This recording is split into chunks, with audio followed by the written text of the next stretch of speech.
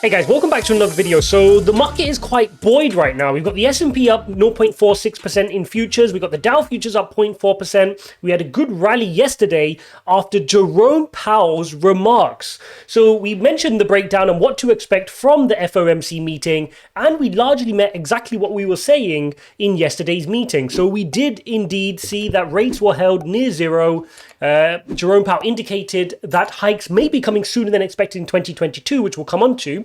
We said that he will mark down the forecast for GDP, which he did, from 7% to 5.9%, slower growth due to Delta and supply chain issues. And however, he also revised the 2023 forecast up by 0.5% from 3.3 to 3.8%. So he's saying slower growth now, but it should pick up over 2023 and 2024. Now, interestingly, he also, on his inflation, marked that up. So he's gone to 3.7% on core inflation versus initially thought 3%. Maybe he's starting to understand that this is still transitory, although his rhetoric is still suggesting it's transitory in nature and due to the supply chain shortages, which should resolve themselves. And therefore, their forecast for inflation in 2022 is back down to 2.3%. But that's revised higher from 2.1%. So he's ticking that up as well. Okay, now coming on to the bit that everybody was talking about, which was the taper. So he's not provided a specific date on taper, which is exactly what we said, but he did again what we said, which is say that he talked about taper. And now remember, if we go back many months ago, he said he would make it very clear if taper was on the agenda, he will make it very clear to the market when they're talking about taper. This is that making it clear. Because he came out, he said it's on the agenda, he mentioned that substantial tests have been met, and that tapering could be coming soon.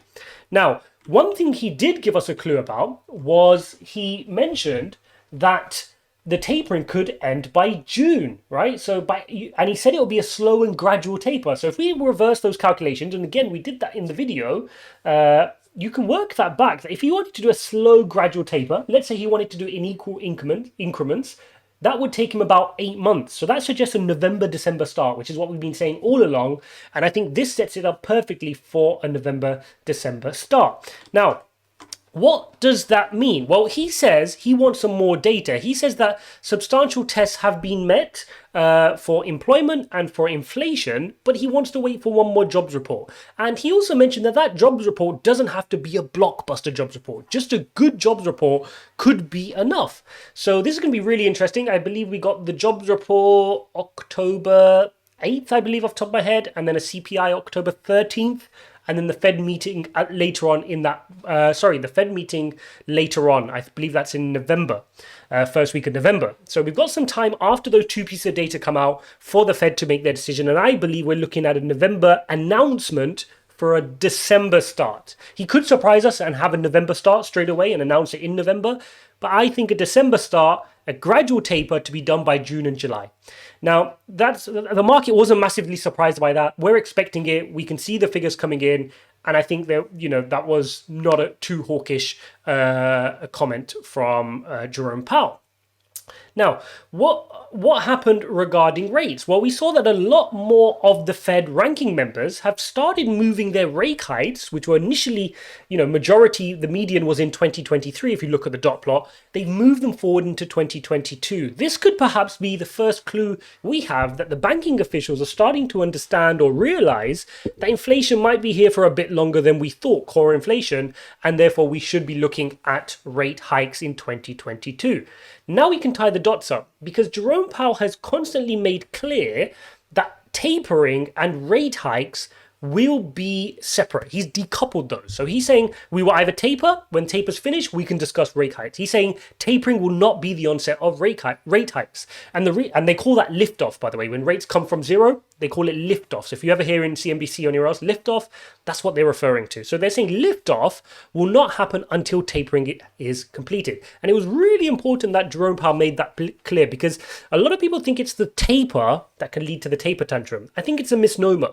The reality is the taper causes some of that trouble because it's often leads to the rates being hiked and sometimes done at the same time. And that's what the market is scared about. But by him making it clear that the rates won't be hiked, we can then see that, okay, we've got at least 8 months of the same rate conditions to get to June, July time. And then the earliest you're looking at a rate hike, given that the median forecast is in 22, means Q3, Q4 2022, if they feel like increasing it slightly there. So at least the market knows where they stand in terms of a rate hike. Now, in terms of, so that's where we are in terms of the rate hike, and the market is responding pretty well. I think there's two things going on with the market right now. You've seen the Evergrande issue kind of soften up, deafen down, become muted. So that is calming the market down at the moment. And on top of that, a good speech by Jerome Powell, which has given the market more guidance. I think, again, like we said, markets don't want uncertainty. They want to know where they're heading. And I think this sets them up in a path where they know, okay, we get a good reading here on the jobs reading and a CPI reading. Then we're looking at taper November, December, get through that to June, July time. And maybe we'll start seeing rate hikes at the back end of 2022 at the earliest / early 2023. Now, so that's a quick update on what Jerome Powell is saying in the market. I think hopefully we should see the markets kind of tick up now that we've been through that volatility there. So there you have it, guys. That is where Jerome Powell sits at the moment with his monetary policy. He's revised GDP down to 5.9% from 7%. He sees inflation going up. He sees unemployment going slightly up, and he's preparing himself for a possible taper. He's waiting on the jobs figures in October, as well as the CPI reading for October, and they don't need to be blockbuster readings. He's made that really clear that they don't need to be blockbuster readings. As long as it's not disastrous, it looks like we got the green light for a taper. Announcement probably in November, and starting in December, an 8-month approximate taper going into mid-June, July, and then perhaps opens up for rate hikes going forward. He's still of the impression that substantial further progress has been met on inflation and on unemployment, which is why he doesn't need to see a massive reading. He just wants to see continued progress and nothing change out of the blue with Delta or anything else. He believes inflation and the supply chain issues are still transitory and they should recover themselves, as is the issue with the job market. So he's not raising any alarms for any deeper economic concerns, and he says he stands ready to pull the levers and buttons that the Fed have available to them as and when needed. So overall, a good, clear message from Fed Chairman Jerome Powell, which is why the market's reacting positively.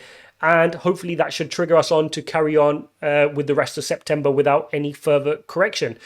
We know that, the dips have been bought up really quickly. We were expecting maybe a 5 to 10% or 10% correction in the S&P this month, and it looked like we were heading there, but the dips were just getting bought up. And I think that's testament to the amount of money sitting on the sidelines that people are now attuned to buying the dip. And therefore, these dips are not lasting for a prolonged period of times as we used to. We've got extra retail traders, we've got institutions and pension funds and mutual funds with more money than ever before, given the amount of printing that has been done. And therefore, you're not going to get massive opportunities where you get 10, 15% discounts, and you've got to be a bit more prudent with your investment approach. And if you see a stock which is dropping a few percent, start averaging in, start nibbling in, because the rocket may not necessarily come down to the price point, the perfect price point that you're waiting for. That's why I'm a big proponent of having multiple laddering prices. And as the price starts ticking down, you start nibbling and you go heavier when it hits certain price targets. That's fine. But you can't just have a one price. Oh, if Tesla hits 600, then I'm buying all in. It may never hit 600. It may touch 630, 640, 650. Maybe it only touch 700 and then off it goes. So you need to be laddering in at those different price points, because this type of market could be ready to rocket. There's so much cash on the sidelines. And now that we've got more certainty around the taper process, I think, the opposite of a taper tantrum is likely, and the market will probably head for a bit of a rally, given the clear economic guidance. I mean, barring any concerns with Delta or anything out of the blue, such as the Evergrande crisis and possible contagion, the path is now set for a clear run. There you go, guys. That's the update from Jerome Powell. All looking positive in the markets this morning. Be interesting to see where we open in at. Hope you found this useful. If you like this type of video on more macroeconomic conditions, please don't forget to hit the like button and subscribe, and I will see you in the next one.